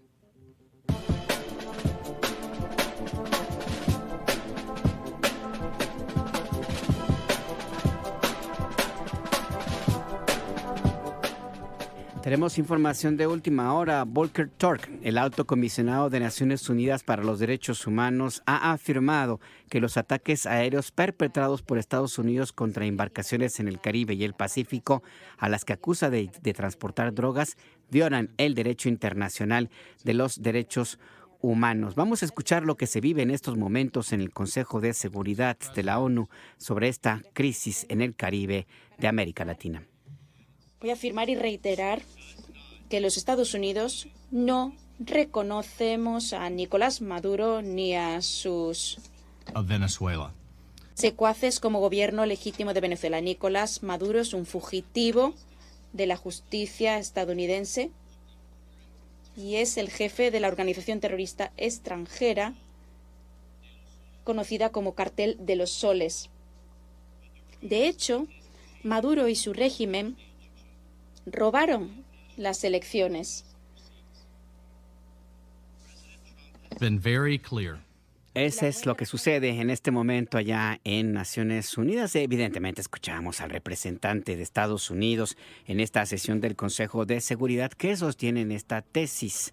esta tesis de que el gobierno de Nicolás Maduro financia grupos terroristas y grupos de narcotraficantes a los cuales han definido de la misma forma. Este embajador se llama Mike Waltz, el que escuchábamos hace un minutito apenas. Antes, como le decía Volker Turk, el alto comisionado de Naciones Unidas para Derechos Humanos había calificado como violación grave del derecho internacional estos ataques. Rusia también intervino, el representante de Rusia en el Consejo dijo que el bloqueo de Estados Unidos que mantiene sobre las costas de Venezuela es un acto de agresión y las consecuencias de estas acciones de vaqueros del viejo oeste van a ser evidentes. Esta sesión en Naciones Unidas, el tema central, esta crisis en el Caribe, el asedio de Donald Trump hacia un gobierno soberano. Puede usted estar de acuerdo o no con el presidente Nicolás Maduro, pero es un gobierno elegido, es legítimo, es un país soberano, lo cual no acaba de entender el jefe de la Casa Blanca. Vamos a temas más agradables, porque independientemente de lo que sucede allá en Naciones Unidas, bueno, pues aquí en México ya están prácticamente pues casi todo listo. Digo casi porque pues todavía faltan unas horas para la cena de Navidad. ¿Y cuáles son los platillos favoritos? Uy, hay un montón, depende de la zona del país en donde usted nos escuche. Le quiero invitar, si le parece, que en esta media hora que nos queda del acento, tu punto de referencia, nos cuente, nos diga cómo va a festejar, cómo se cena, qué es lo que se come allá en el estado de la República donde usted nos esté escuchando en este momento. Por lo pronto, nuestra compañera Jessica Hernández, con producción de José Luis Plasencia, han preparado esta pieza sobre la gastronomía navideña, que va desde el bacalao, pozole, tamales, la pierna, el pavo, hay quien come pescado, la pasta, de todo hay, el ponche con o sin piquete. Vamos a escuchar. Ya se acerca el día de la Navidad.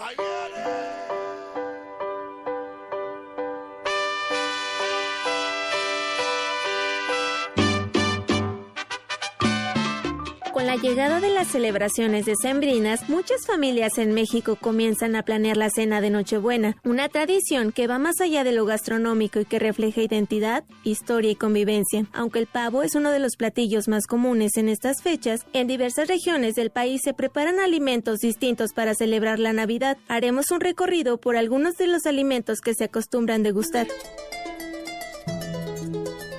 Nuestra ruta comienza en Veracruz, donde uno de los platillos más representativos es el bacalao a la veracruzana, preparado con pescado salado, jitomate, cebolla, aceitunas y alcaparras. Este guiso de influencia europea se ha integrado a la tradición mexicana como símbolo de celebración y abundancia. Suele acompañarse de romeritos con mole, una preparación que combina hierbas de temporada con una salsa espesa elaborada a base de chiles, especias y cacao, además de tortitas de camarón seco. Continuamos hacia el sur del país, en el estado de Guerrero. La Nochebuena se distingue por platillos de fuerte arraigo regional. El pozole, especialmente en sus versiones blanco y verde, es uno de los alimentos más representativos y se sirve como el plato principal durante la cena. En la zona de la Costa Grande, las familias suelen degustar el relleno y la barbacoa de res, mientras que en la zona de Acapulco se consume el pollo relleno y los tamales. Viajamos ahora a Oaxaca, donde la cena de Nochebuena se caracteriza por la complejidad de sus sabores. Los tamales envueltos en hoja de plátano, rellenos de mole negro, rojo o amarillo, ocupan un lugar central en la mesa. Al abrirse, liberan aromas profundos que remiten el uso de chiles, especias y cacao. Esto se acompaña tradicionalmente con chocolate caliente, elaborado y batido de forma artesanal, una bebida que simboliza hospitalidad y convivencia familiar. En el centro del país, particularmente en la Ciudad de México y el Estado de México, la cena navideña integra platillos de distintas épocas históricas. Los romeritos con mole, el pavo horneado, el pozole y la ensalada de Nochebuena, preparada con betabel, manzana y nuez, aludiendo a los colores propios de la temporada. La ruta continúa hacia la península de Yucatán, donde el pavo se prepara con ingredientes propios de la región, como el achiote y la naranja agria, lo que le otorga un sabor distintivo y un color característico. Se acompaña de frijoles colados, sopa de pasta y tortillas hechas a mano, reflejo de la herencia culinaria maya, que permanece vigente en las celebraciones decembrinas.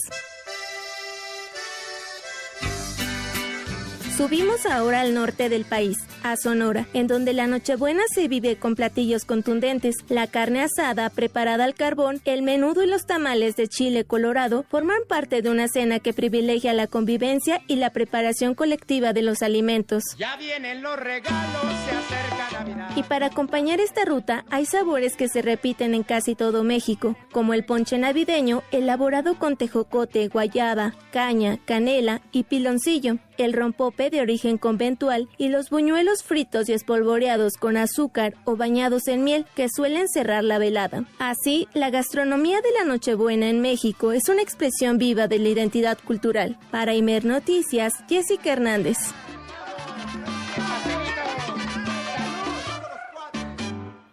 Ahí pues la invitación, cuéntenos cómo se festeja, qué se cena este 24 de diciembre por la noche allá en su comunidad, en su pueblo, en su ciudad, en el estado donde usted nos escucha. Sería muy interesante saber de qué manera particular se lleva a cabo este festejo. La comida pues es un elemento fundamental de este encuentro navideño donde por un ratito, esa es la idea, pues se olvida uno de los conflictos, aunque luego resulta que se convierte en algunos lugares pues no necesariamente en lo que pregona, lo que significa la natividad, que de acuerdo con la tradición católica pues es el nacimiento de Jesús. Es un momento de renovación, de paz, de nacimiento de una era distinta. Siempre existe la oportunidad de recuperarse, de corregir errores, de volver a nacer, particularmente si usted comete algún exceso en la noche de Navidad, porque al día siguiente, con el recalentado, siente usted que renace.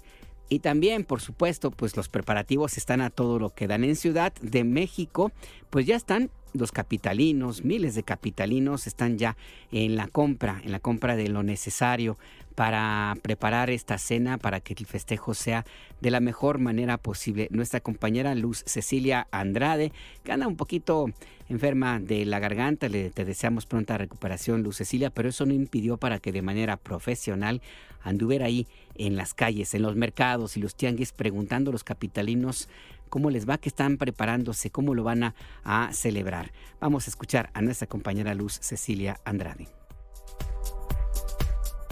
Hoy 23 de diciembre las familias salen a las calles a resolver los últimos preparativos para la cena de Nochebuena y Navidad. Por ello, esta mañana nos dimos a la tarea de visitar algunos tianguis y mercados de Tlalpan para conocer qué cenarán las familias en estas fechas tan importantes, pues la tradición se enfrenta este año al aumento de precios que los obligan a ajustar el menú y en algunos casos cambiar los platillos que solían cocinar. Tal fue el caso de Marta Sánchez, de 30 años de edad, quien nos comenta a las afueras del mercado San José de Tlalpan que este año, por el aumento de algunos alimentos como el pavo y los sueldos bajos, esta Navidad cocinará pollo para compartir con su familia. Considero que el precio del pavo pues sí fue un factor muy importante para decidir la cena de este año, que será pollo. O sea, lo repito, ¿no? Pero es justo lo que pasó. O sea, todavía el año pasado sí compramos pavo para cena, pero en esta ocasión ya se nos hizo más difícil por la economía principalmente, y que mi esposo ya gana menos. Entonces pues ya no alcanza. Por otro lado, Antonio, un comprador del mercado 24 de febrero, dijo que esta temporada preparará pavo relleno. Él, a diferencia de Marta, considera que los precios se han mantenido. Sin embargo, señala que estos son altos, lo que es preocupante, pues con el presupuesto que cuenta se compran menos alimentos que en años anteriores. Los precios se han mantenido, aunque no son baratos. Algunas cosas sí han subido, por ejemplo, el precio de la manzana en algunos lados yo he visto que está más caro que en otros otros días. La uva ya se empieza a ver que sube, pero pues eso ya será hasta para año nuevo. La carne para el relleno, creo que pues buscándole, creo que sí se encuentran buenos precios, pero pues baratos no son muchas cosas. Por otro lado, Liliana Flores, quien salió a comprar alimentos al tianguis de su colonia, dijo que la cena también era un evento colectivo en su barrio, pero con los años ya no sucede con la regularidad de antes, pues se compartían los platillos entre vecinos y ahora con los precios elevados es más difícil compartir los alimentos. Pienso que con los años ya ha cambiado la tradición, o sea, yo recuerdo que antes en mis calles, en mi colonia, los vecinos se organizaban y hacían como que sus festejos y todos era como de, a ver, voy a traer un poco de esto y yo esto, o sea, como que había cooperación y demás. Y últimamente, al menos en mi colonia, yo ya no lo veo tanto, ¿no? O sea, hay espacios a los que me han invitado de otras colonias que afortunadamente pues siguen manteniendo la tradición, pero me parece que ya son pocos. Pese a los precios altos y las modificaciones de ciertas costumbres, todas las personas a quienes consultamos coinciden en que este es un momento para que las familias disfruten de su compañía, platiquen sobre lo que hicieron en su año y compartan dinámicas que solo ocurren en esta temporada, como los intercambios, como los juegos de regalos, entre otras dinámicas. Esto nos comenta Antonio. Para mí la Navidad es un momento de estar en familia, independientemente de lo religioso. Creo que es un buen momento para que todos se reúnan, porque para muchos es muy importante y es un buen pretexto para estar con la familia, con personas que tal vez no vemos siempre, pero que son importantes. Para Imer Noticias, Luz Cecilia Andrade.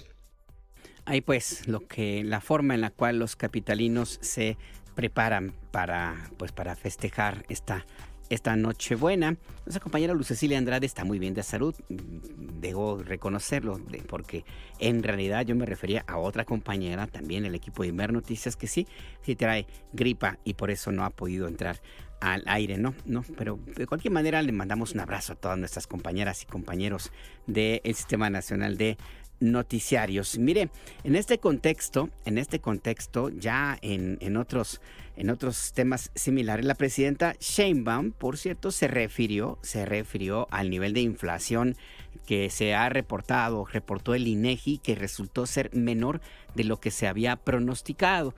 De hecho, algunos analistas, sobre todo los muy críticos, estaban ciertamente enojados, estaban furiosos algunos de ellos porque la inflación fue menor a la que esperaban que ocurriera en estos momentos. También la presidenta Sheinbaum destacó los datos sobre la economía nacional. Vamos a escucharla. Ha sido un año de muchos retos, pero cerramos bien. Mira, ayer salió la economía. Ponle la primera plana del Financiero o El Economista. Sorprende repunte de economía en octubre.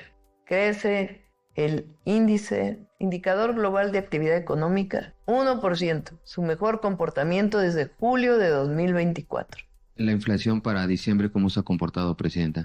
También, por aquí traigo el dato, ¿no lo tienes ahí? La inflación 3.72 en 20 de noviembre, estaba en 3.99, la segunda quincena de noviembre, 3.99, y en la primera quincena de diciembre 3.72. Ahí pues los datos sobre la economía nacional, que son reconocidos inclusive por medios que, hay que decirlo con toda claridad, no necesariamente son muy cercanos a el proyecto político que gobierna el país desde 2018, como es el caso del periódico El Financiero, que reporta así con toda contundencia: sorprende el repunte de economía en octubre. De acuerdo con el INEGI, si este dato en octubre, que no es un mes necesariamente de mucha actividad económica, al menos en materia de la tradición económica del país, pues es probable que exista también una cifra importante en términos positivos para el cierre de 2025. Recuerde usted que pues el consumo aumenta en esta época. Ya después viene una baja que es estacional. Y esto ocurre en México y también en muchos países del mundo. La llamada cuesta de enero, que es cuando pues viene ya el inicio de pagos o viene ya no está el aguinaldo, ya la actividad económica se vuelve a los niveles normales y por eso es que pues en esa época sí los datos suelen ser diferentes, pero siempre se mantienen las cifras como la que se da a conocer por el INEGI para octubre con este crecimiento importante, el cuarto trimestre con datos positivos de este año, un crecimiento de 1% con respecto al mes anterior, sobre todo en temas de consumo. Los datos de consumo sí se pueden considerar un termómetro de la actividad microeconómica porque se refieren justo a las compras, el movimiento económico de las familias, de las microempresas del país, muy diferente a las cifras macroeconómicas que también se tienen resultados positivos según el INEGI.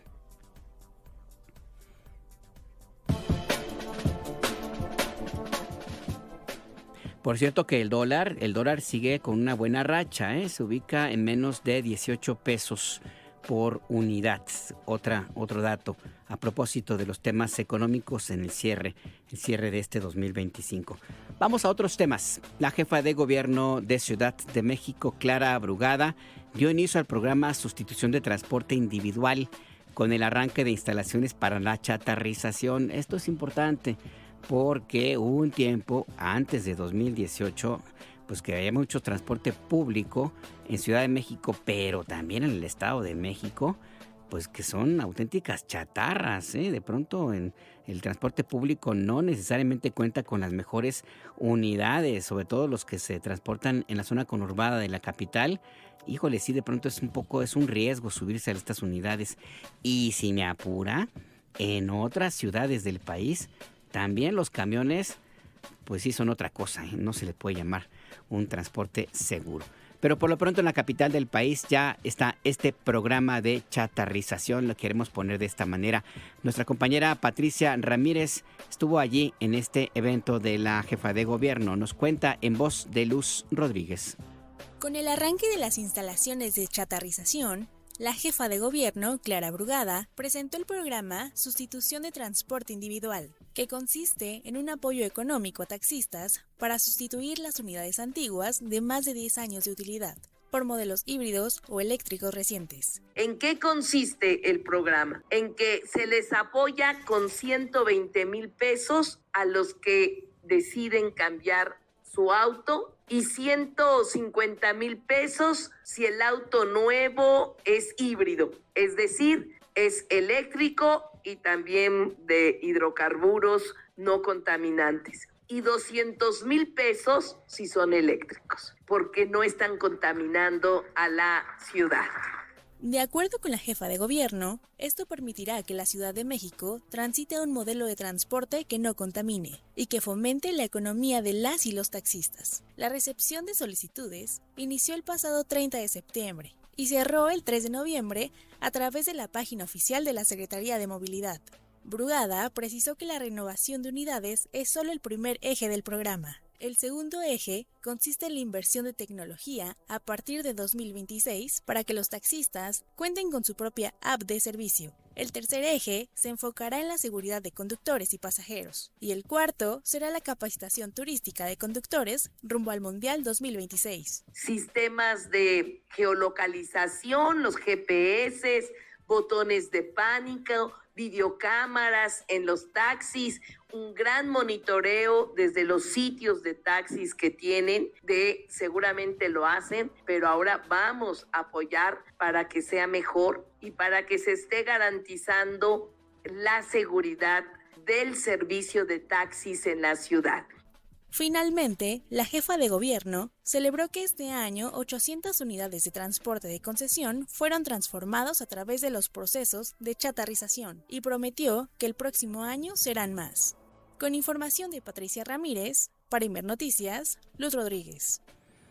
Por cierto que esta mañana en Palacio Nacional la presidenta Claudia Sheinbaum informó el apoyo del gobierno federal a las autoridades de Ciudad de México, al gobierno de la capital, para dos grandes obras, el tren Santa Fe Observatorio y la línea 12 del metro. Vamos a escuchar.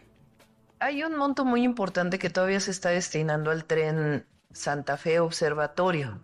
Es un tren que después, si quieren, damos el informe de cuánto costó realmente ese tren, que venía desde el periodo de Peña Nieto y finalmente nos está tocando terminarlo. Ya está hasta Santa Fe y nos falta la parte de Santa Fe a Observatorio. Entonces ahí hay una inversión muy grande a la ciudad. Estamos invirtiendo para terminar la línea 12 hacia el poniente, que también es un proyecto que venía desde la época de Peña Nieto. Iba muy lento porque se está perforando un túnel en Mixcoac que va por debajo de las casas. Entonces, por las condiciones del suelo, pues prácticamente se avanzaba centímetros por día. Ya en ese momento ya está completamente el túnel, pero pues tiene que venir toda la obra del metro, de la línea 12 hacia el poniente. Entonces son dos obras muy importantes con las que estamos ayudando a la ciudad y nos comprometimos a poder ayudar, pero lo tenemos que hablar con la jefa de gobierno para ver a dónde se destinan los recursos. Todavía no hay un estimado entonces aproximado. No. Y solamente se tiene contemplado el cierre total de la línea 3 y la línea A, porque digo... Bueno, eso lo tiene que informar la jefa de gobierno. Ahí la información de la presidenta Sheinbaum con respecto a obras de transporte en Ciudad de México. Vamos a otros temas. Hay colectivos que ofrecen asesorías gratuitas para personas que son inquilinas y que están en riesgo de ser desalojadas por este asunto de la gentrificación. Nuestra compañera Claudia Telles nos habla sobre este tema. Claudia, cuéntanos qué sucede. Buenas tardes. Alberto, buenas tardes. Un saludo para ti, para el auditorio. Previo a las fiestas navideñas, abogados y la Clínica Derecho a la Vivienda encabezan este miércoles una jornada de asesoría gratuita para personas inquilinas que corren el riesgo de desalojo por aumento de rentas o que enfrentan problemas con su vivienda por estar intestadas o están en riesgo de que los invadan. Arturo Aparicio, asesor legal de las personas desalojadas del predio de Cuba 11, señaló que la idea de esta jornada surgió después de que personas que necesitaban apoyo legal se sumaron a la marcha de vecinos del edificio de Cuba 11 al Congreso local. Por otra parte, confió que el gobierno haga suya la iniciativa de ley que presentaron las personas desalojadas de este predio para que antes de una orden de desalojo se garanticen los derechos humanos de ser oídas y un juicio justo. Vamos a escuchar. Esa iniciativa de ley, pues lo que le pedimos al gobierno de la Ciudad de México es que la asuma como propia y la presente al Congreso de la Ciudad de México. Lo que se le pide al Congreso de la Ciudad de México, que también ya se le entregó esa iniciativa, es igualmente que la asuma como propia y la suba al Pleno del Congreso para que la puedan votar. Y lo que se le pide al Poder Judicial de la Ciudad de México es que armen un protocolo propio de desalojos. Y ese protocolo puede ser integrado con la misma iniciativa de ley, ¿no? La iniciativa de ley lo que busca no es crear una normativa nueva, más bien bajar el estándar internacional sobre derecho a la vivienda y desalojos y lo articula en una redacción para el texto local de la ciudad. Por otra parte, destacó que la propuesta busca evitar fraudes procesales en desalojos o en la apropiación ilegal de inmuebles. Vamos a escuchar. Entonces la iniciativa está pensada a evitar el fraude procesal, ¿no? Se le exigen ciertas cosas a los jueces antes de dictar un orden de desalojo, revisar por lo menos superficialmente si hay o no aparentemente un fraude procesal. Lo otro es que antes de que se dicte una orden de desalojo se le avise a las personas que van a ser afectadas para que ellas pues puedan moverse con un tiempo adecuado del lugar y si tienen algún derecho que defender pues lo puedan hacer en tiempo y no llegue la orden de desalojo y el mismo día te saquen, ¿no? Finalmente comentó que la propuesta también propone que haya multas para los arrendadores que aumentan las rentas de manera abusiva. Vamos a escuchar.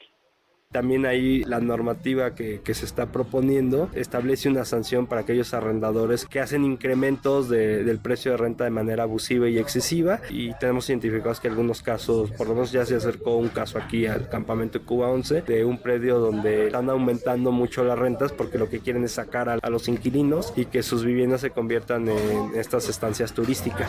Entonces también la iniciativa busca salvaguardar el uso de suelo habitacional para vivienda y no para estancias turísticas y que se salvaguarde los derechos inquilinarios de que no se les aumente la renta por encima de la inflación.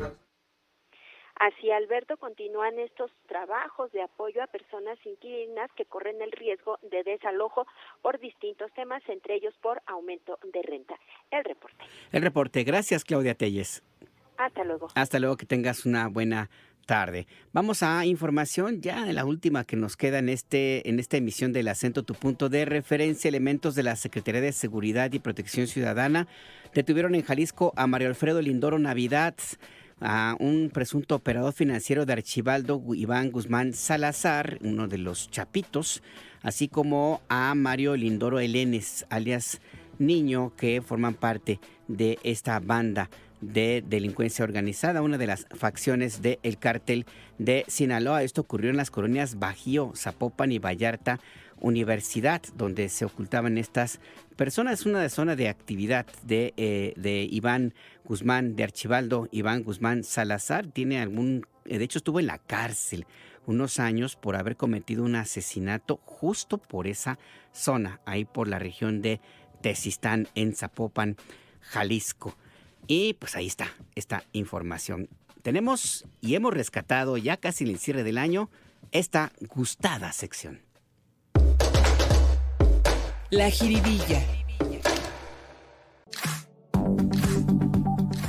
Pues sí, como no podemos cerrar el año si no recordamos a los jiribillables. Y ahora sí que uno de nuestros marchantes es Alejandro Moreno, Alito, el presidente del PRI, quien se lanzó contra sus antiguos aliados, al PAN, el PRD, y dijo que para la próxima elección presidencial, nariz bola, que no van a andar buscando candidatos que no sean de su propio partido, y luego, Alito se apuntó. Vamos a escucharlo. En el 18 nos dieron una chinga y en el 24 una supermadriza, ¿no? Así de claro, para hacer que perdimos todo. O como lo decimos, ¿no?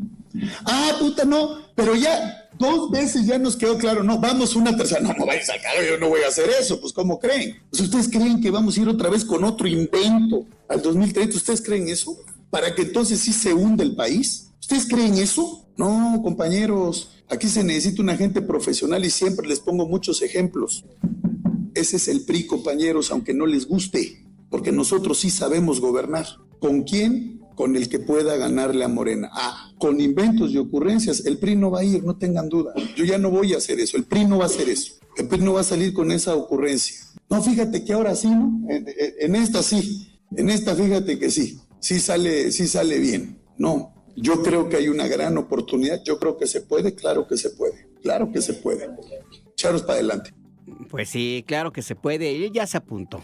Alejandro Moreno dijo que él sí puede ser el candidato del PRI para 2030. ¿En qué año estamos?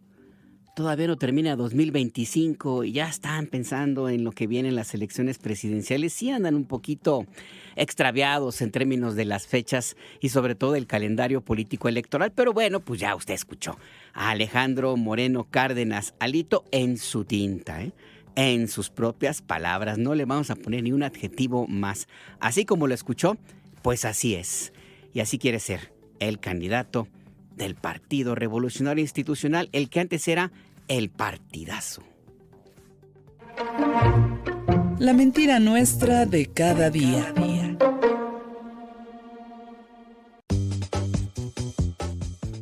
Y rescatamos también esta gustadísima sección que, pues sí, esta sí es más común porque mentiras hay diario. Cada 5 minutos en las redes sociodigitales, en la radio comercial, en la televisión privada, en TV Azteca, bueno, ni qué decirle. Y hemos elegido esta. Hay un video que circula en redes sociodigitales donde supuestamente el gobierno de México va a entregar un bono navideño. Esto es absolutamente falso. Tenga usted mucho cuidado. La Secretaría del Bienestar no va a entregar ningún bono navideño, para que si le mandan este mensaje que trae un vínculo, aguas, porque es phishing. Esto puede ser peligroso para su propia estabilidad de sus cuentas de internet y sobre todo las cuentas bancarias. Han llegado también otros correos con una supuesta alerta del Infonavit, también es falso, donde dice que hay unas aportaciones patronales que no fueron contabilizadas y le pide que dé clic para que usted pueda entrar a su Afore y sepa de dónde viene este dinero que supuestamente no le habían entregado. También tenga usted mucho cuidado. Y han llegado también mensajes con toda la fachada y con todos los logos del gobierno de México donde hablan de un bono por COVID. También es falso. Tenga usted mucho cuidado.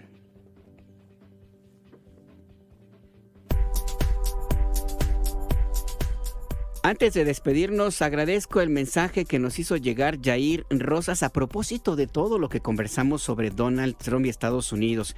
Nos escribe Jair Rosas: Estados Unidos bajo el presidente Donald Trump se ha convertido en el enemigo público número 1 de la humanidad. Lamentablemente, la presión económica que él y su grupo de aliados comerciales ejercen sobre los gobiernos y las empresas hacen que, por muy disparatadas que suenen sus ideas, estas permanezcan latentes con tono de amenaza que en cualquier momento se pueden cumplir, nos dice Jair Rosas, y advierte: México debe abandonar la dependencia económica con Estados Unidos y de diversificar sus alianzas comerciales con América Latina. Pues ese también es parte del proyecto del gobierno de la presidenta Claudia Sheinbaum y también lo fue del gobierno del presidente Andrés Manuel López Obrador. Ya nos vamos. Le recuerdo, a las 6 de la tarde en punto SPR Informa, tu punto de referencia con Gustavo Ramírez, y mañana a las 8.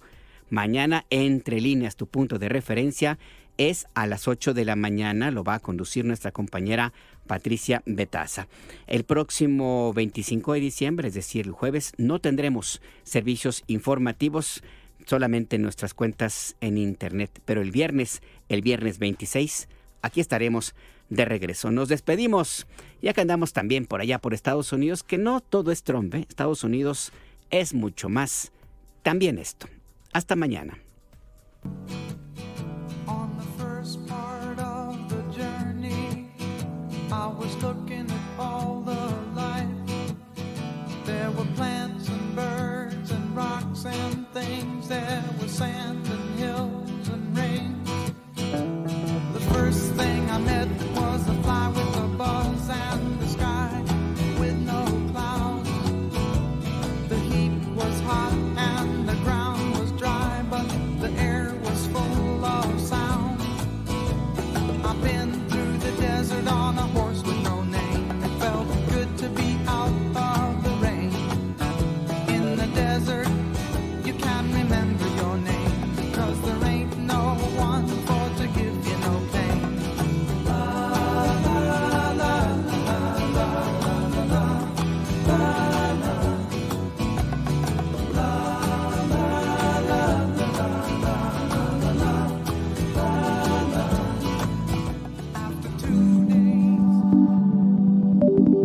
Imer Noticias presentó